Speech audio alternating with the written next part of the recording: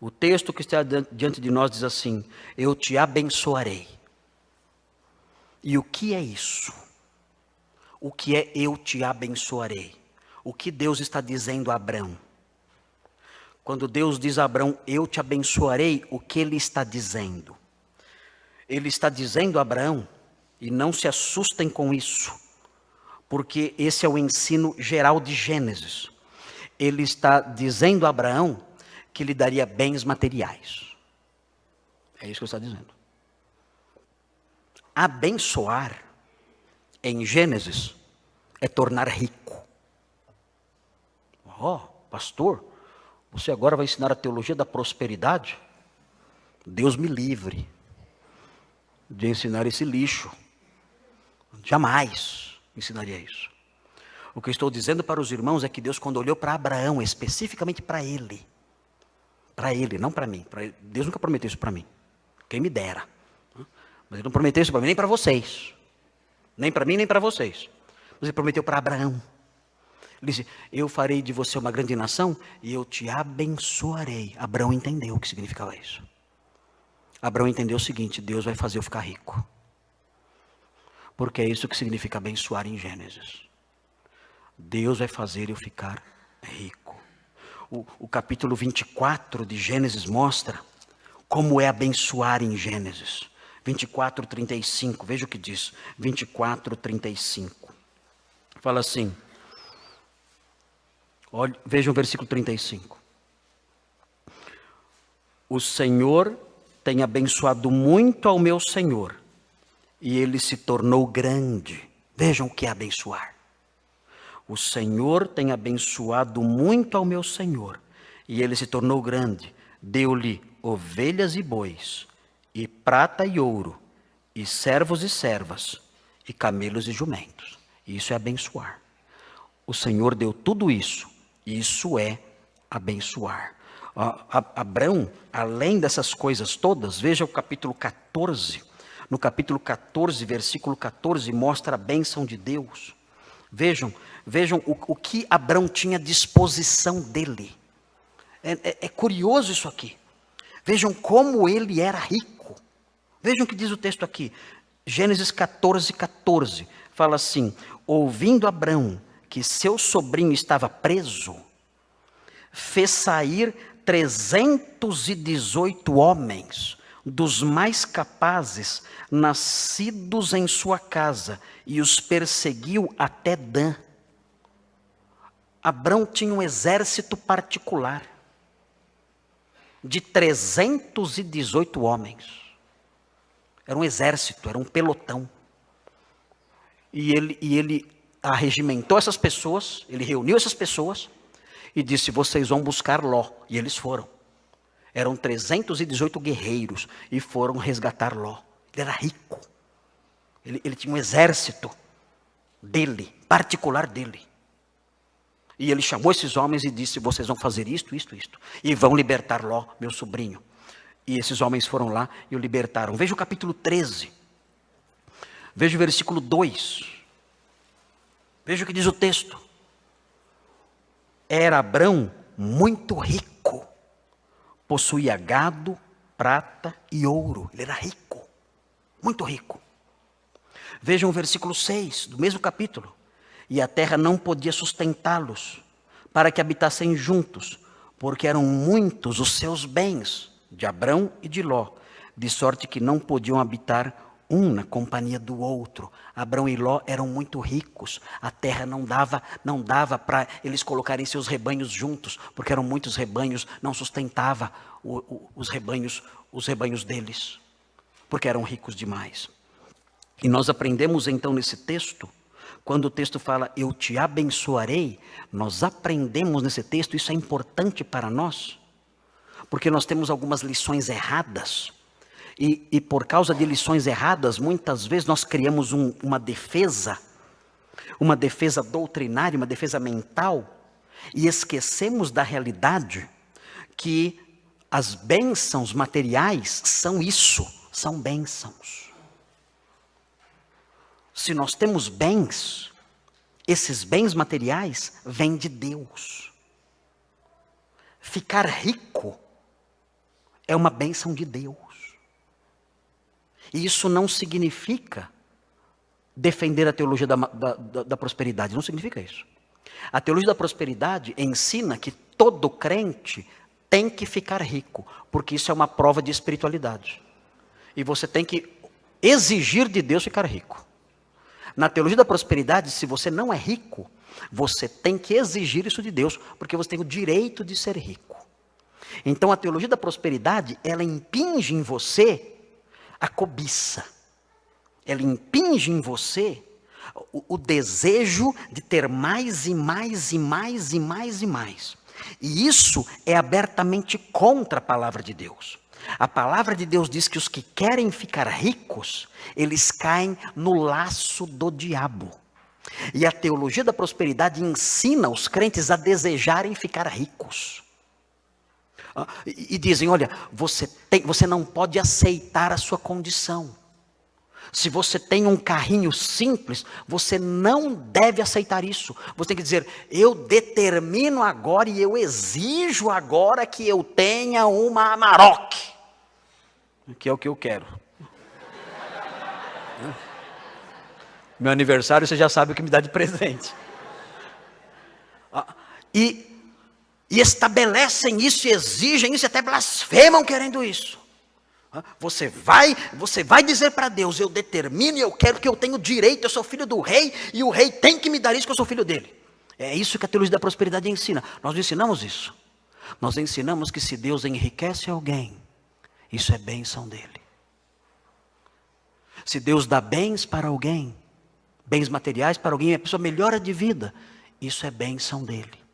Mas o crente não pode buscar essas coisas. Porque se ele buscar estas coisas, ele vai ter amor pelo dinheiro, ele vai lutar para ficar rico e vai cair em terríveis sofrimentos, diz a Bíblia. E o autor de Hebreus fala, essa pessoa não será uma pessoa contente. E o autor de Hebreus fala, contentai-vos com as coisas que tendes. E a pessoa que quer ficar rica, a pessoa que abraça a teologia da prosperidade, ela não se contenta com as coisas que ela tem. Ela fica inconformada com as coisas que ela tem. Ela diz, eu quero ter mais e mais e mais. E o autor de Hebreus diz, contentai-vos com as coisas que tendes. Diz o autor de Hebreus. Alguém abra para a senhora aqui, para ela. Nenê quietinho, né? Esse aí está contente com as coisas que tem. Aí tá feliz. Né?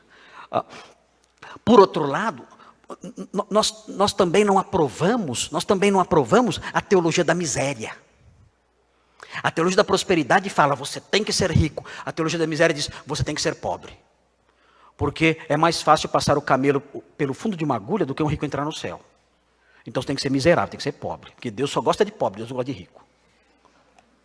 É a teologia da miséria. Tem os dois tipos. Tem a teologia da prosperidade e tem a teologia da miséria. E aí então tem crente que tem raiva de rico. Esse é o da teologia da miséria. Ele vê um rico, ele tem raiva do rico. Para ele o rico vai para o inferno, só porque é rico. Quando você tem no banco tanto, você está já para o inferno, aí já não tem mais jeito. Você tem tudo isso? Tem, está condenado para o inferno, porque você tem dinheiro. E o teólogo da prosperidade fala, você é pobre, você não crê em Deus, você não tem fé. Nós rejeitamos as duas teologias. Nós entendemos o quê? Nós entendemos que tudo vem de Deus. Deus fez o rico, Deus fez o pobre, tudo vem da sua mão.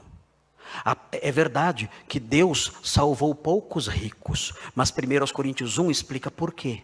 Ele queria mostrar que a salvação é dada aos simples.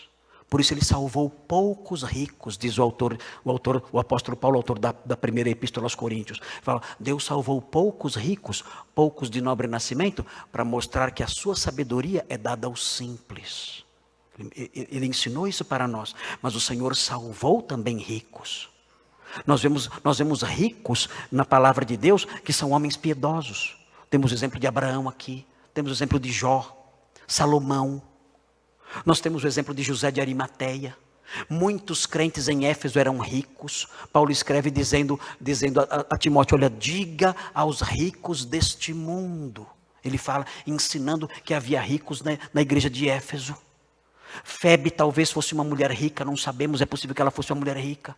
Filemão era um homem rico. Mas são poucos os ricos, mas Deus salva os ricos também. Deus salva os ricos, Deus salva os pobres. Então nós não podemos abraçar a teologia da prosperidade, mas reconhecer o seguinte, e nem a teologia da miséria, reconhecer o seguinte: o Senhor é quem administra essas coisas.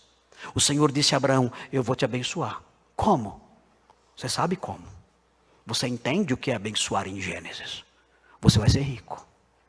Mas é Ele quem administra isso, não sou eu. Eu não determino isso, eu não exijo isso.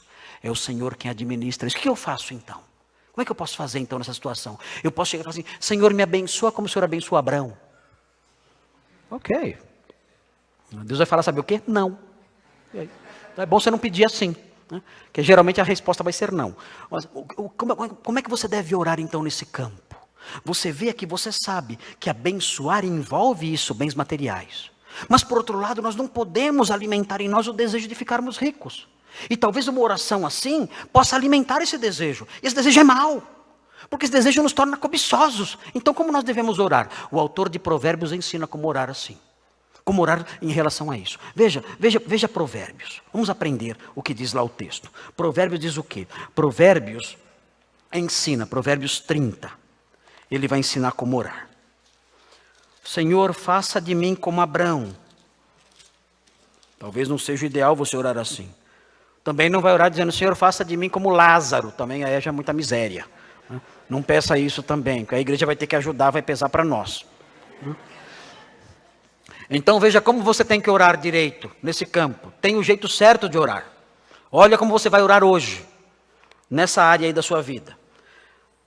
Provérbios 30, versículo 7. Diz assim: duas coisas te peço. Quais são? Vamos ver. Não me negues antes que eu morra. Afasta de mim a falsidade e a mentira. Esse é o primeiro pedido que você vai fazer. Senhor, afasta de mim a falsidade e a mentira. Tanto da minha vida, como de pessoas que se aproximam de mim. Afasta de mim a falsidade e a mentira. E aí vem o segundo pedido, que é o que mais te interessa, eu tenho certeza. Olha só. E não me des nem a pobreza, nem a riqueza. Nenhum dos dois. Aqui é a classe média, né? Aqui é a classe média. Nem a riqueza e nem a pobreza. Por quê? Nem a riqueza e nem a pobreza. Ele vai explicar. Veja aí. Dá-me o pão que me for necessário, ele diz. E ele prossegue. Para não suceder que, estando eu farto, o que é farto? É rico. Te negue. Senhor, se eu ficar rico, pode ser que eu desenvolva a ideia de autossuficiência e não busque mais ao Senhor. Então não deixe eu ficar rico, porque é perigoso. É perigoso ser rico. Eu posso achar que não preciso mais do Senhor. Eu posso acabar te negando. E continua o texto. E diga: quem é o Senhor? É uma postura de zombaria, de desprezo. Não preciso de Deus. Eu tenho milhões na minha conta no Itaú. Eu tenho milhões na minha conta na Suíça. Eu tenho 3 Amarok. Nossa, 3 Amarok é exagero, né? Mas eu sou rico. Eu não preciso do Senhor. Eu tenho tudo. Se eu ficar doente, eu vou nos melhores hospitais. Eu tenho tudo que eu preciso. Não preciso de Deus. Ele diz: Senhor, não me dê a riqueza, porque ela é perigosa. Ele prossegue. Ou que é empobrecido. Olha, por que não quero a pobreza? Por que eu não quero a pobreza? Para que empobrecido não venha a furtar e profane o nome de Deus. Senhor, se eu ficar muito pobre, eu corro outro risco. Que risco? Hã? Que risco? Deus sabe que eu estou precisando. Deus sabe, né? Ele sabe da minha necessidade. Ele tem tanto. Se eu ficar muito pobre, eu corro o risco de virar ladrão. Se eu ficar muito rico, eu corro o risco de ficar orgulhoso e desprezar ao Senhor. Se eu ficar muito pobre, eu corro o risco de ficar desonesto. Olha o que acontece com os deputados. Por que eles roubam? Porque são pobres.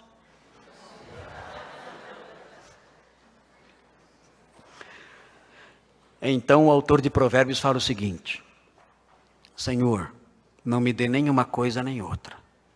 Me dê o necessário para viver. Porque eu sei do perigo de um extremo e de outro. O que eu preciso do Senhor é que o Senhor me dê o necessário. Se o Senhor quiser me enriquecer, é bênção dele, como foi para Abraão. Se o Senhor quiser que eu seja muito pobre, é a soberania dele, ele sabe como agir. O que eu peço então? Nenhuma coisa, nem outra. Me dê o necessário, Senhor. E assim estarei protegido de mim mesmo. Eu estarei protegido do meu próprio coração. Porque ser rico é perigoso. E ser pobre demais é perigoso também. E é essa teologia que nós ensinamos. É a teologia do contentamento. E do reconhecimento de que é Deus quem administra as coisas. Ele abençoou Abraão. Fez ele se tornar rico. Nós não temos esse direito. É Deus quem administra assim as coisas como Ele quer.